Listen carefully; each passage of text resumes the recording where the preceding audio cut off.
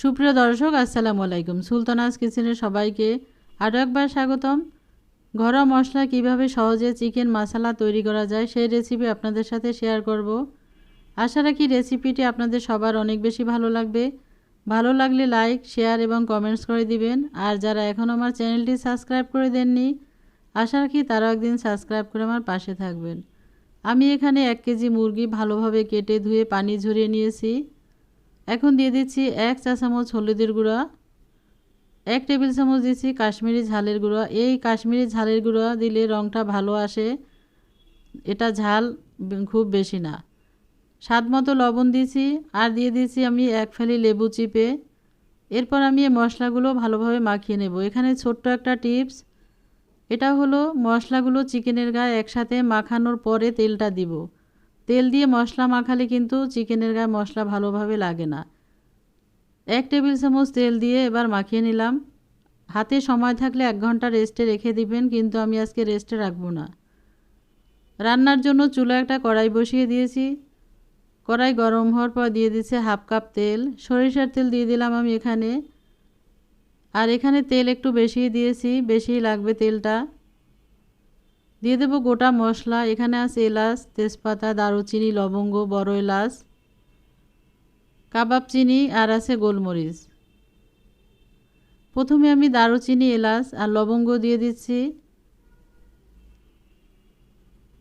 এরপরে সব মশলাগুলো দিয়ে ভালোভাবে একটু ভেজে নিব।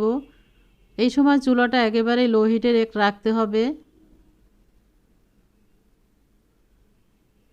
মশলা ভাজা হওয়ার পর দিয়ে দিচ্ছি গোটা জিরা 1 চা চামচ দিয়ে ভালোভাবে একটু ভাজবো। এখন দিয়ে দেব 1 কাপ কুচনো পেঁয়াজ। পেঁয়াজ দিয়ে ভাজতে হবে, তবে পেঁয়াজটা আমি ব্রেস্তা করব না।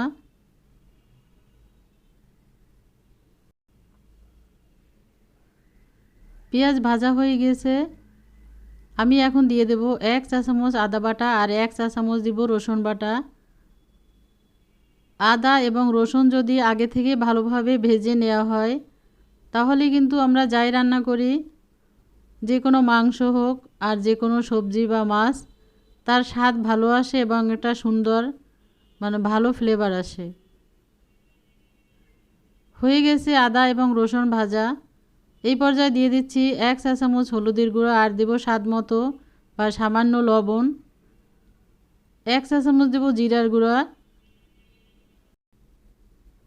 ভালোভাবে একটু ভেজে নেব, তবে মশলাটা যেন পুড়ে না যায় সেদিকে লক্ষ্য রাখতে হবে। 1 চা চামচ দিয়ে দিচ্ছি ধনিয়ার গুঁড়া আর 1 চা চামচ দেব শুকনো মরিচের গুঁড়া। মশলাটা কষিয়ে নেব আমি এখানে মাঝারি সাইজের একটা টমেটো কুচিয়ে নিয়েছি, সেই টমেটো দিয়ে দেব। আপনারা চাইলে এখানে টমেটো পেস্ট করেও দিতে পারেন। এভাবে টমেটোর সাথে মশলা কষিয়ে নেব আর সামান্য পানি দিয়ে ঢেকে দিব, তাহলে টমেটোগুলো একেবারে গলে যাবে।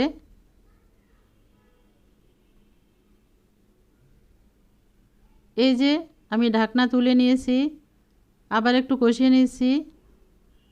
মশলার উপরে তেল ভেসে উঠছে, মশলা কষানো হয়ে গেছে। এখন দিয়ে দেব সেই মশলা মাখানো মুরগির মাংসগুলো।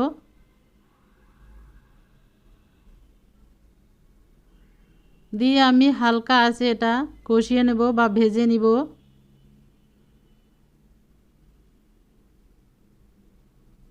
আমি এখন পানি দিব না, যেহেতু চুলাটা একেবারে মিডিয়াম হিটে রাখতে হবে, তা নাহলে মশলাগুলো পুড়ে যাবে এবং কালো হয়ে যাবে। এবার ঢেকে দেব আমি একটু। এভাবে ঢেকে ঢেকে আমি রান্না করব। বেশ কয়েকবার ঢাকনা দিয়ে ঢেকে দিতে হবে। ঢাকনা তুলে নিচ্ছে, এই যে চিকেন থেকে কিছুটা পানি বের হয়েছে। নিচের থেকে একটু নেড়ে দিচ্ছি যেন কড়াইতে লেগে না যায়। আবার ঢেকে দিব। 4-5 মিনিট পর ঢাকনা তুলে নিচ্ছি। আমি এই পর্যায়ে দিয়ে দেব 1/2 কাপ ফেটানো দই।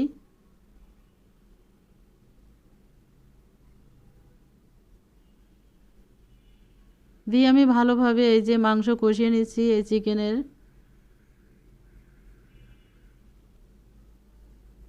আবার ঢেকে দেব আমি।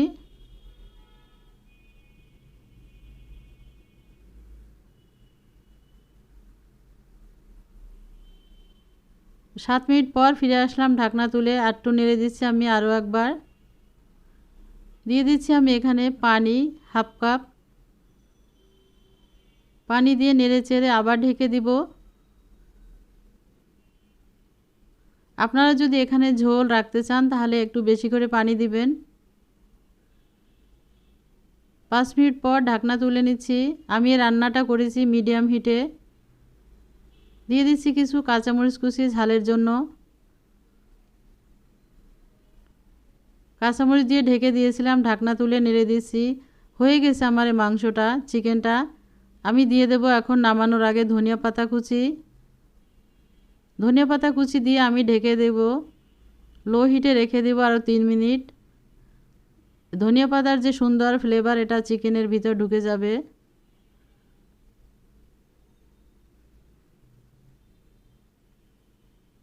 তিন মিনিট পর ঢাকনা তুলে নিচ্ছি। হয়ে গেছে রান্নাটা, চুলাটা বন্ধ করে দিয়েছি। এবার একটা পরিবেশন পাত্রে উঠিয়ে নেব। এই যে আমি উঠিয়ে নিয়েছি। চিকেন মশলা হয়ে গেল রান্না আমার। খুব সহজেই, এটা দেখতেও যেমন সুন্দর, এটা খেতেও অনেক বেশি ভালো লাগবে। সুন্দর একটা ফ্লেভার বের হয়েছে এখান থেকে। আশা রাখি রেসিপিটি আপনাদের কাছেও ভালো লেগেছে, আর যারা কখনোই রান্নাটা করেননি তাদের একটু হলেও উপকার আসবে। ভালো থাকবেন, সুস্থ থাকবেন। ফিরে আসবো অন্য কোনো রেসিপি নিয়ে। আজ তাহলে এ পর্যন্তই। আল্লাহ হাফেজ।